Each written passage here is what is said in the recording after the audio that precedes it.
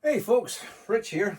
I recently got my hands on this Yamaha YDS150. That's the digital saxophone, for those of you not sure what that means. It seems to have been quite a popular thing because it took a long time to find somewhere who actually had it in stock. And I was very lucky to be able to get my hands on one just early last week. I said to some people that I would do a video talking about it. So here it is. It's quite nice. It comes in this, it's actually fairly substantial case. It's padded inside, it's got a couple of pockets, zips up, and there's like a portfolio kind of thing that clips over the top, which is good. Little carry strap, so it's very well packaged. It comes with this neck strap as well, which is arguably not really that essential unless you're standing up. But even at that, this instrument is light enough to kind of hold without it. So yeah, it's quite nice so far. The one thing that I'm really disappointed with actually is that it's powered by 4 AAA batteries. Now you can get rechargeable AAA batteries to put in, but I'm a little bit disappointed that it doesn't actually come with that built-in, like a built-in battery. My comparison point here is I have a digital bagpipes as well, which charge with a USB cable. There's no need for external batteries to be fitted.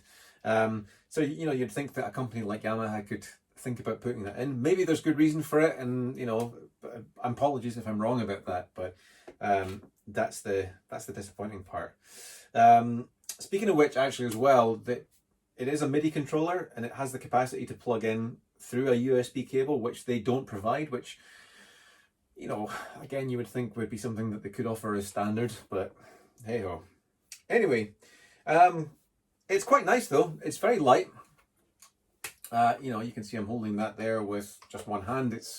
I don't know how it compares to the weight of a soprano saxophone, but it's easily only if a third of the weight of an alto, which is nice. It comes with a Yamaha Mouthpiece. Now it is actually just a digital sax mouthpiece, but it's very close to like a 4C, a ligature, and there's a plastic reed on here as well. The reed actually serves no purpose. It doesn't vibrate, at least I don't think it does. It's just there to kind of give you the feel of having the instrument in your mouth, but certainly there's nothing you can do with your mouth that affects the sound in any way. Changing your embouchure or anything like that doesn't make a damn bit of difference to the sound. So in terms of built-in sounds, it has 80 saxophone sounds and a further 20 non-saxophone sounds. So the 80 saxophone sounds, they cover the soprano, alto, tenor, and baritone saxophones.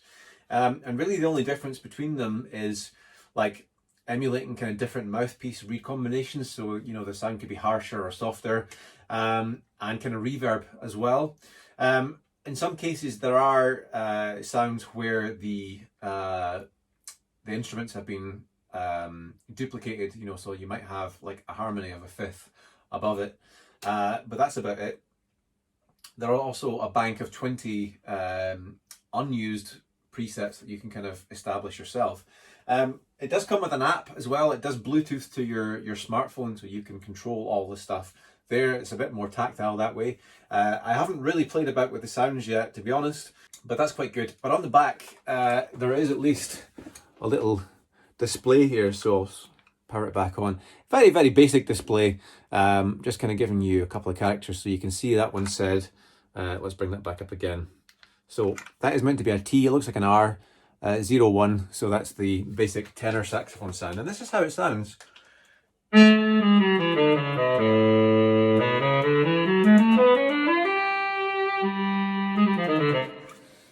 Now you might have wondered why that was sounding out of tune there, and I'll explain that in a second as well. That wasn't me being a bad player, at least not as a saxophonist with my embouchure. So, as you probably got from that, it sounds like a saxophone, but it sounds like a synthesized saxophone. This is absolutely not going to be a replacement for a real acoustic instrument. You are limited entirely by what the sample does. And like I said before, you can't manipulate the sound with your embouchure. All you can do is change the intensity of the sound with your air pressure. So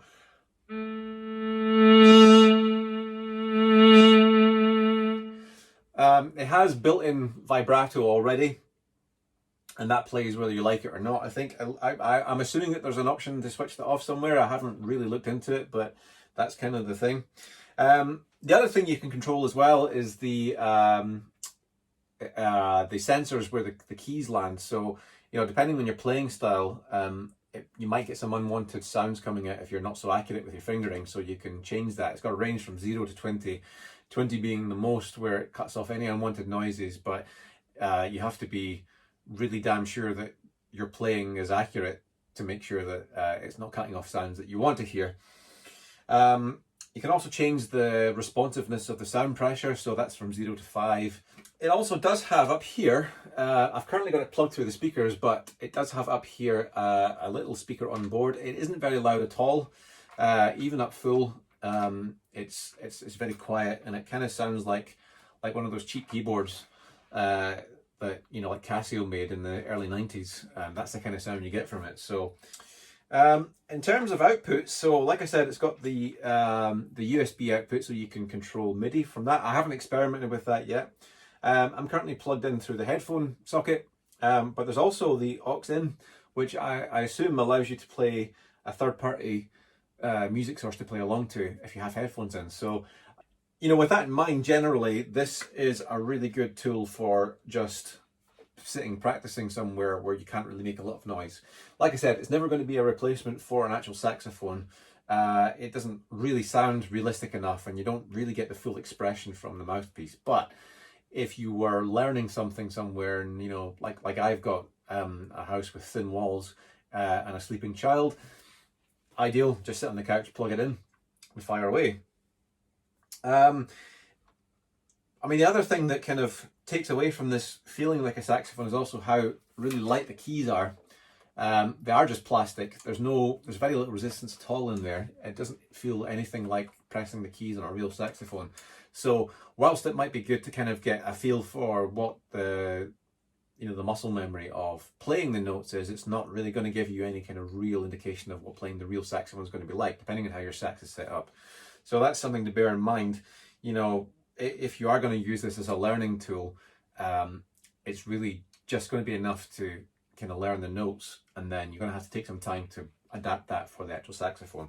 On the back here, under the control panel, there are two thumb keys. So obviously on the top is the register key, but the one underneath, this allows you to play a low A as well, which is a good feature. It's a little bit weird to get used to, but, you know, at least it has the capacity to go deeper than B flat. If you want to do any kind of note bending, and coming back to when the thing sounded out of tune before, I didn't realize I was pressing on it, but there's like a little joystick here next to the thumb hook. There. It's very light, and it kind of bends in all directions, and that's actually how you bend the notes. So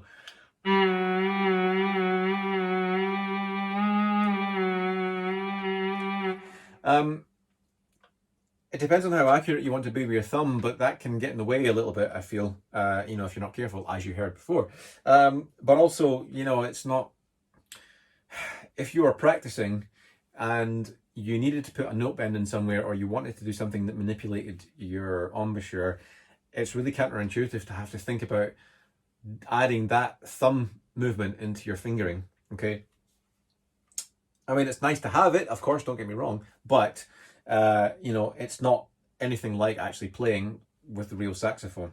I suspect that's more useful if you were using this with like the synth sounds, for instance. So let me just move this up into, here we go, here's the synth sound. So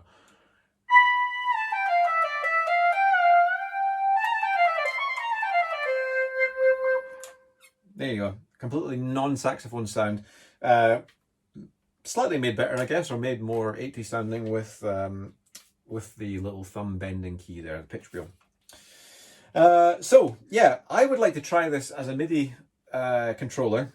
I think that would have some interesting playability there, depending on what kind of goal you want to achieve. But yeah, I don't think Yamaha is marketing this as a replacement for a saxophone, because it doesn't sound anything really like an actual decent saxophone with a nice mouthpiece reed setup.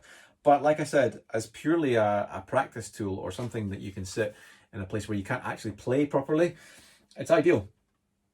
In terms of maintenance as well, there is a chamber in here, because obviously you know, if you're blowing through it, you are still producing condensation.